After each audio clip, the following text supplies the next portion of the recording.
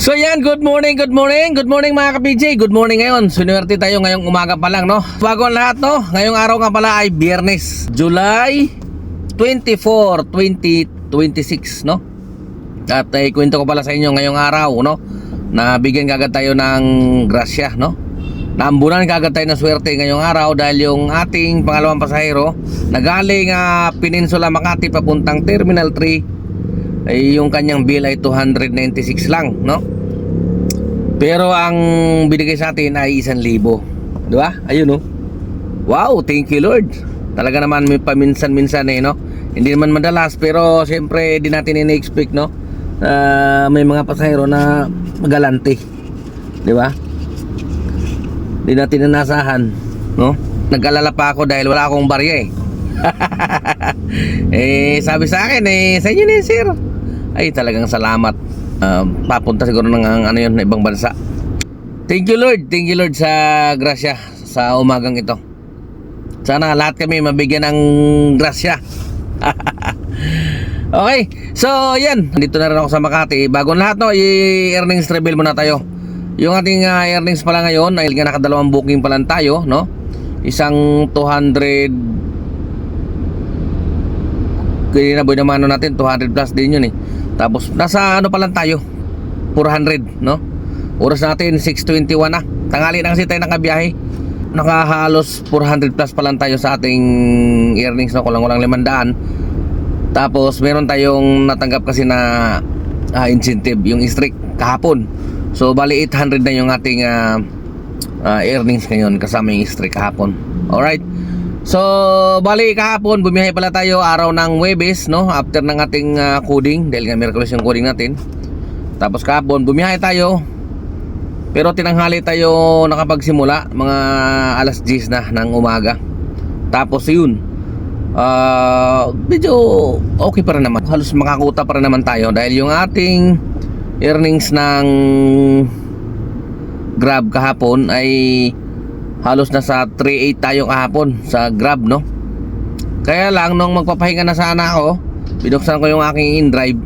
Ang lalaki ng booking nung umulan na. Grabe ang bookingan talaga. Kaya nainganyo pa tayong kumuha ng isang booking galing Makati papuntang Cubao, no? 731 Makati to Cubao. Ilang kilometro lang yan, 9 kilometers lang yan. Tapos nakuha lang natin ng 35 minutes. Yun yung time na tumigil na yung ulan, pero ang taas pa rin ng booking. Kaya binanata natin. Kaya siyempre halos nakaano din tayo, kulang-kulang 5,000 din tayo kahapon, di ba? Kaya okay na yan. So yan, kaya naman natin siguro ng almusal para dire-diretso na yung ating biyahe, no? Pagkakain, banat kagad. Kaya tara na, almusal na muna tayo mga ka-PJ, no? Total na swertehan tayo ngayon. Ambunan tayo ng swerte. Let's go.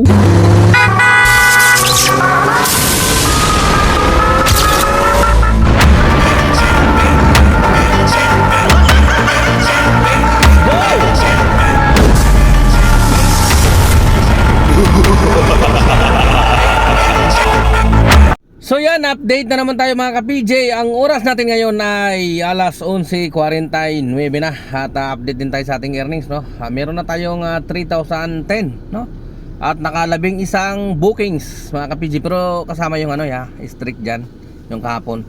Dahil yung mga strict na yan, mga incentive na yan talaga, ito paalala ko sa mga bago lang, no? Pero na doon sa mga medyo may tahid na, matitigas na yun. Gusto na noon yung malakihan ka agad. Ayaw na noon ng mga malamala, no? Mas gusto nila yung 500, 1,000 kada biyahe. Pero tayo na mga nakiki-boundary, nakikihulog boundary, naguhulog ng sasakyan at naghahabol talaga ng kita, full time TNBS driver, no? Kung ano mga TNC yan, Grab, Joyride, InDrive, di ba? Yung mga yan, kuhanin natin yung mga incentive na yan. Unang-una, lalong-lalo kung nasa Grab ka, kunin mo yan, mga strict na yan, di ba? May turbo na, may strict pa, di ba? Kahit sabihin mong pitot-pitot yan, pag pinagsama-sama yun, ang laki. Kaya pansin nyo, kahit sabihin mong buwan ng June, July, ito matatapos na yung July natin, August na next month, di ba? Nakita nyo bang nahirapan tayo sa biyahe? Hindi. Bakit? Matyaga tayo Kinukuha natin yung pitot-pitot Yung pitot-pitot nga, malaking bagay yan. Kasi katulad dito sa Grab, may ano siya, may turbo, di ba? May strike. Pag kinuha natin lahat ng pasahero niyan, wala tayong pili, minintain natin yung pagiging platinum natin, di ba? Aba, pagdating kada linggo, meron kang 1,000, strike pa lang yun. Tapos pagdating ng katapusan, meron kang 5,000 dahil sigurado ko mabubuo mo yung 60 na streak bundle, di ba? Kunin natin yan. Kung nasa N-Drive ko naman, sigurado ako sa N-Drive meron din dyan mga incentive, di ba? Kaya kahit saang TNC tayo, basta nandito tayo, naghahanap buhay ta sa pagiging TNBs, lahat ng incentive kunin natin yan. Huwag natin gagayahin yung mga operator na hindi masyadong naghahabol. Makalimang pasahero lang yan, uuwi na yan. Kasi hindi na naghuhulog o baka naman hindi siya masyadong pressure sa kanila dahil may trabaho yung asawa, may trabaho yung mga anak, di ba? Libangan na lang niya. Pero kung tayo ay isang full-time TNBs driver, nako, yan ang pinakamaganda, di ba? Kunin natin yan. Tsaga lang. Ako natapos ko yung sasakyan ko na to sa ano lang sa pitot-pitot lang na yan Ganun yun, tsaga lang. Huwag natin isipin na nakakatamad to.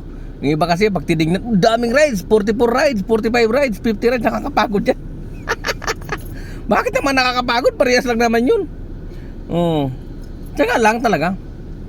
Pakiramdam mo lang kasi na matagal ka pero pag tumama din sa'yo yung back to back booking, tapos ang lalaki ng booking, di ba? Malapitan pero malalaki sunod-sunod. Ay, ang bilis lang din naman yan.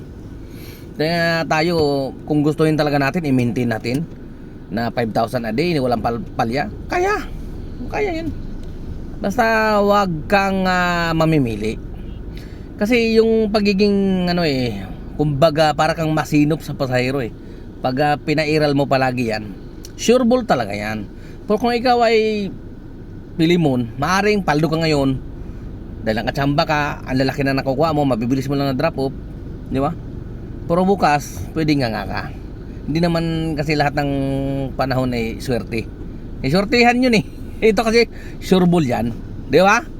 Saan ka pa? Back na! Let's go! So ayan, dito na tayo magtatapos mga ka-PJ At maraming salamat muli sa inyong patuloy na pagsubaybay At diretso na tayo sa ating earnings reveal Meron lang tayong naging earnings ngayong maghapon ay 6,200. Grab lang lahat yan. Wala tayong binyahe na ibang TNC. Grab lang muna tayo ngayon At hindi lang yan, siyempre happy pa rin naman tayo kahit hindi ganoon kalaki yung ating earnings pero maganda-ganda yung mga naging tip natin galing sa ating mga pasahero. Saka hindi lang yun, meron naman ng maliliit, hindi ko na lang kinukwenta yun, di ba? Nakwento ko sa inyo kanina na nakakuha tayo ng tip na maganda-ganda nung una na biyahe natin nakakuha tayo ng 1,000. Yung kanyang booking ay 290 plus lang yun. Tapos ngayong hapon nakakuha din tayo 600 lang yung babayaran niya. Ginawang 1,000 kasi nga ang daming karga din, puno din yung sasakyan natin pati nga dito sa harap napayagan pa natin kasi wala na akong choice dahil ang layo ng pinanggalingan ko, halos kulang-kulang 3 kilometro yung pick up pagdating doon ang daming karga, pero 3 lang naman sila, 6-seater yung binok nila galing Sampaloc papunta dito sa Partas. Alright, so yun lang mga ka-PJ At huwag nyo palang kakalimutan mga ka-PJ pakikisuyo ko sa inyo, baka pwede naman pakishare naman yung ating video para makarating naman sa iba yung mga katulad nyo na bago lang kayo, meron din iba na makakakuha ng idea o matututo sa atin. Alright, kung paano ang pagiging TNBs driver. So like and share mga ka-PJ Maraming salamat at ingat tayong lahat. Adios.